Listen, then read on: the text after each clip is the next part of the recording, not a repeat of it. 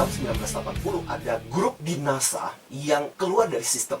Jadi merasa bahwa selama ini di NASA itu kan isinya orang-orang pintar. Yes. Tapi percaya dengan sebuah software yang dipakai untuk menerbangkan Apollo dan bertahun-tahun itu dipercaya padahal waktu udah berjalan dan mereka merasa bahwa ini berbahaya banget. Tapi pada waktu ketika usulannya diberikan, mereka diketawain dan kemudian ditolak mentah-mentah. Tapi akhirnya kemudian mereka jalan bawah tanah. Grup mereka dibentuk, makanya disebut dengan grup The Pirates, grup bajak laut, dan mereka melakukan itu dan terus mengembangkan itu hingga akhirnya prediksi mereka benar.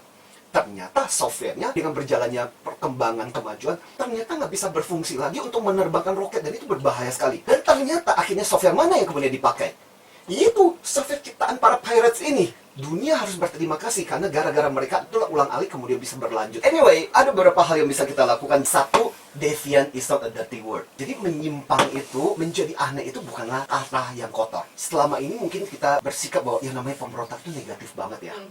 Jadi hari ini, mari kita sedikit coret bahwa kadang-kadang jiwa pemberontak itu dibutuhkan di dalam organisasi supaya bisa berlanjut. Yang kedua, kadang-kadang the process have to be challenged. Kadang-kadang proses yang sekarang ini kita jalani harus ditantang. Pertanyakan status quo, dan itu sesuatu yang penting. Yang ketiga, experience and knowledge is not always right.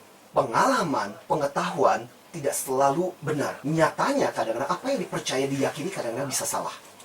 Kalau tidak ada yang namanya Charles Yeager, dunia tidak akan pernah bisa menembus batas kecepatan suara. Dia orang gila, 1947. Dia menerbang dan melewati batas kecepatan suara yang dianggap secara pengetahuan dan pengalaman, nggak mungkin. Tapi ternyata dia bisa. Kemudian, this is the best of the best part. Yang paling penting yang membedakan pahlawan dengan pemberontak. Rebel for noble mission. Jadi ketika kita memberontak, tujuannya untuk kebaikan, untuk sesuatu yang lebih baik, karena ada sebuah idealisme yang kita ingin kejar. Nah, itulah garis pembatas yang membedakan seorang pemberontak yang berakhir di penjara dan kriminal dengan seorang pemberontak yang kemudian menjadi pahlawan yang berguna buat begitu banyak orang. Hari ini kita belajar untuk mengembangkan dan memelihara bara api pemberontakan itu dalam diri kita, karena dengan demikianlah kita yakin kita punya kehidupan yang jauh lebih baik, kondisi yang lebih baik, hal-hal yang lebih baik, bidang-bidang yang lebih baik, karena adanya api semangat pemberontak itu dalam diri kita.